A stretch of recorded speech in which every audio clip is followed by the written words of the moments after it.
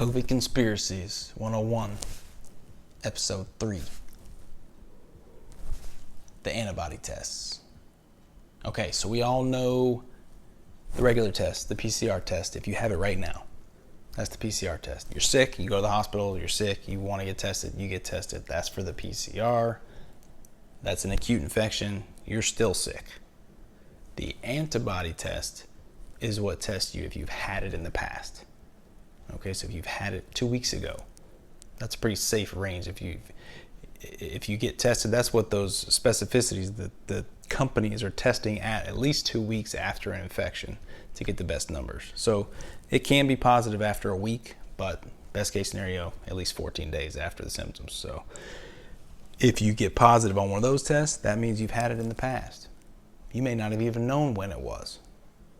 A lot of people are asymptomatic, meaning you don't know. You could be positive. You're like, when did I have it? I don't even know. Was it when I had a little cough 2 weeks ago? Was it when I had a sore throat 3 months ago? Who knows? But you're positive. So this was a big thing about 3 weeks ago or so. They started pushing it. They started saying, okay, everybody can make these tests. It's important. Let's get it out there. It'll help us show everything. We need to get more data. We need to know what the virus is doing. And there was all this excitement over it. And then we did a couple studies, literally a couple, like 3 in the country. And then now it's like it's shut down. The last one was in New York. And I haven't heard of anything else going on anywhere. So it's like, it's just like we started it and now we're done.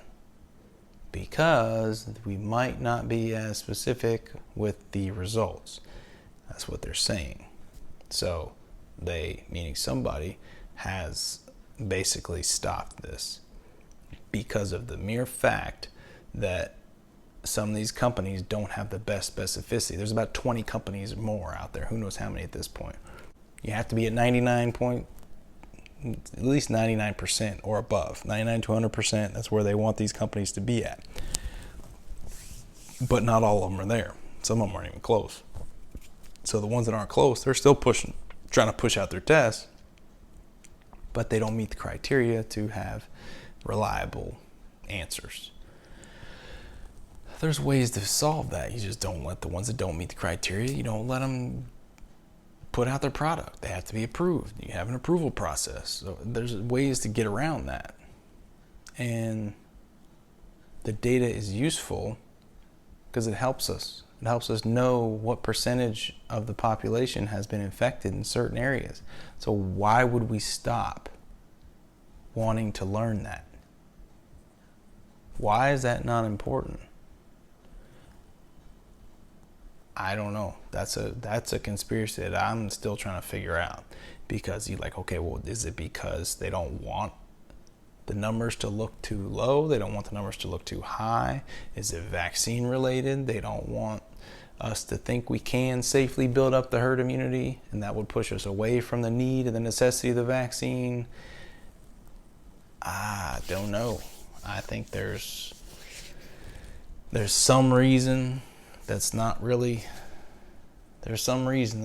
being openly discussed, I think, because it doesn't make sense. Why more states wouldn't be involved in pushing these studies to test people. It's just doesn't make sense. I don't like it. The only way to test if these are effective is to test more. Learn about it. Test more people. Learn how efficient it is. You don't just stop. It drives me crazy. We need these tests out. You should be able to go get one. If you want to get one, you should be able to go get one. Why shouldn't we? We can go get tests for other things done. They're not 100%. You think the flu tests are 100%? No. You think strep tests are 100%? Not even close. We're still doing those all the time. Still paying for those. Still doing them by the millions. But for some reason we can't do this antibody test. Yet. because we don't know something. Come on.